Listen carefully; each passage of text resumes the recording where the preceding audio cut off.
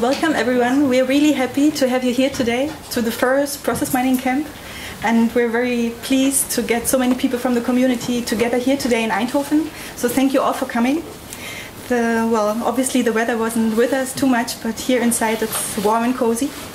So let's look forward to an interesting process mining day. And I would say we start right away with the first presentation, the introduction by Günther. Okay, welcome everybody to camp. Anna asked me to say some things about process mining and the way we at Fluxicon look at process mining or what we see interesting about it. And we're always looking for stories or metaphors on how to introduce process mining. And some weeks back I stumbled upon such a story and I thought this is just too good to be true, so let me share it with you. So the story takes place in the mid-19th century. And by that time sailing ship travel was basically the major means of transportation, so it powered the whole trade network across the world between China and America, Europe. And around that time a new type of sailing ship was developed. It was called the clipper, and they could sail much faster because they had more sails and they sailed day and night 24/7. But still they weren't going quite as fast as they were as they could ideally go. So there was one captain in the US Navy whose name was Fontaine Maury, and he broke his leg on a ship, so he had to stop working and stay at home for his reconvalescence. And during that time he basically killed his time by writing open letters to newspapers in which he criticized the way that the Navy was going about stuff, and also criticized his superiors. So obviously that was not very well received by the Navy, and people found out, and he was basically punished and banished to the Navy archive. So he was no longer an active captain, but he was in charge of the archive where all the logs were kept from the ships. So this is one of these kind of logs. The captains had these forms and they filled out every day where they were, how fast they were going, where the wind was coming from and how fast. And actually that was just dead paper. The Navy was just collecting this data, they were doing nothing with it, and they even at one point considered selling all that paper off for scrap paper. Fortunately they didn't until Maury came along. And you can see here, for example, that's an animation that somebody did also just a few weeks back, I think, of this old data. You see the year actually, and it was very precise, and also the meta information about the wind and so was very precise. So he set about basically using this kind of data and making something useful out of it. So he took his assistants and he analyzed the data, and for every part of the world and every season in the year he looked at where the wind is coming and what were ideal routes for these new clipper ships to travel. So that's what he came up with. It was basically one of these maps he created. The book was called Sailing Directions, very modestly, and it was very revolutionary.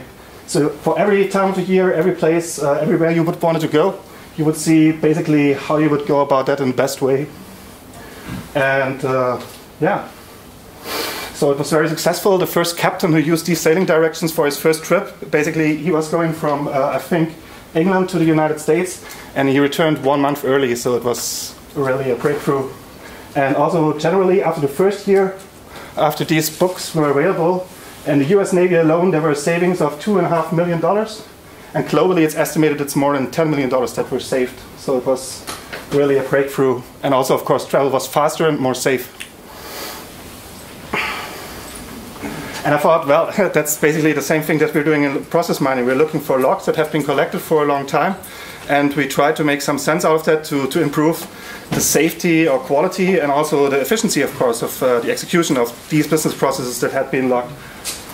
So if you look at process mining, I think it's a general understanding that it's sort of in the intersection of process modeling on the one hand and data mining on the other hand. So we use basically the ideas or the methods that have come up in the data mining and machine learning domain and apply them to problems in the process modeling domain. So basically we try to solve problems that people have with business processes and use this data mining technology. And we, of course, are not analyzing ships or how ships travel, but we analyze business processes. So when people or systems work together in an organization in a structured manner. We also analyze logs, of course. but not these paper logs. They're much easier to access, and the systems automatically record them in data centers. We have easy access there, typically.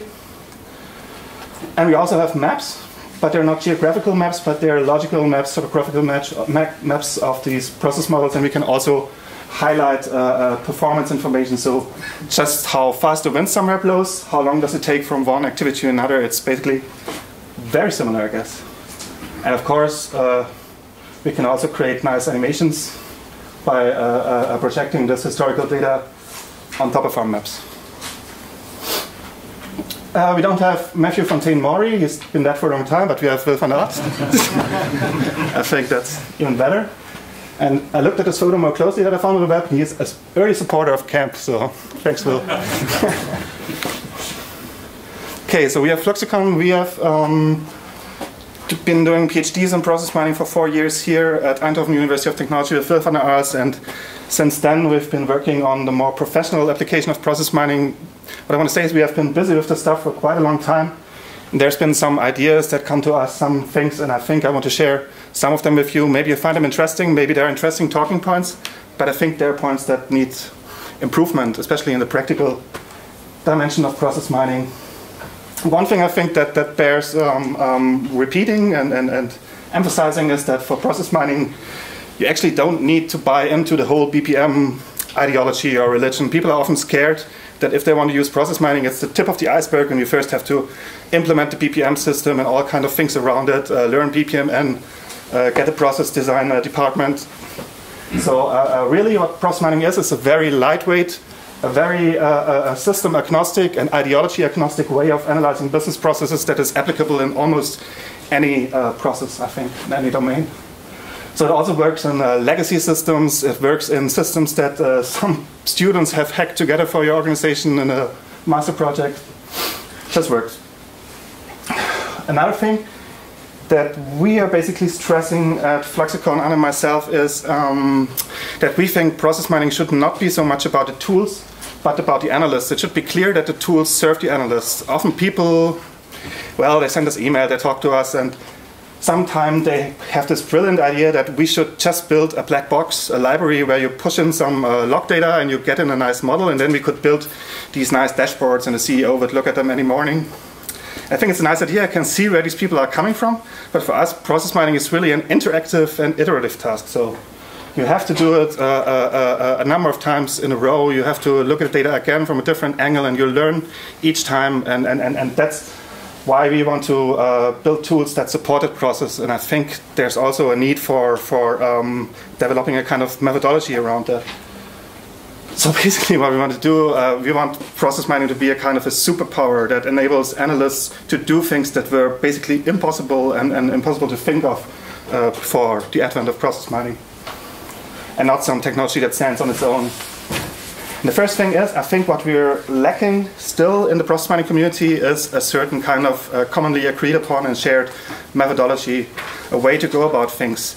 That methodology exists, but it exists, I think, only in the scientific part of process mining. There are conferences, there are workshops where people get together, they learn from one another and build generation upon generation of better and newer and more appropriate process mining algorithms.